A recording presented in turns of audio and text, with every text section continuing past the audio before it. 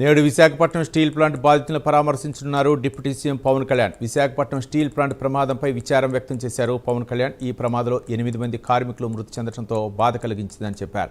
ఈ ప్రమాదం గురించి తెలిసిన వెంటనే విశాఖ జిల్లా కలెక్టర్, నగర పోలీస్ కమిషనర్ ద్వారా వివరాలు అడిగి తెలుసుకున్నారని పవన్ కళ్యాణ్ వెల్లడించారు.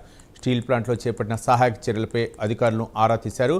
అధికారులంతా సమన్వయంతో సహాయక చర్యల్లో పాల్గొనాలని పవన్ సూచించారు. క్షతగాతులకు మెరుగైన వైద్య సహాయం అందించాలని ఆదేశించారు.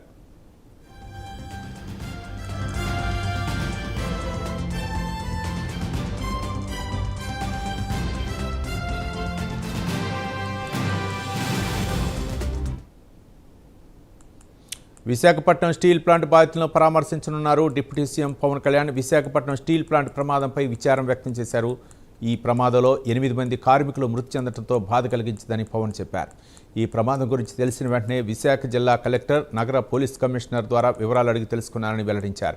స్టీల్ ప్లాంట్లో చేపట్టిన సహాయక చర్యలపై అధికారులను అడిగి ఆరా తీశారు. అధికారులంతా సమన్వయంతో సహాయక చర్యల్లో పాల్గొనాలని సూచించారు.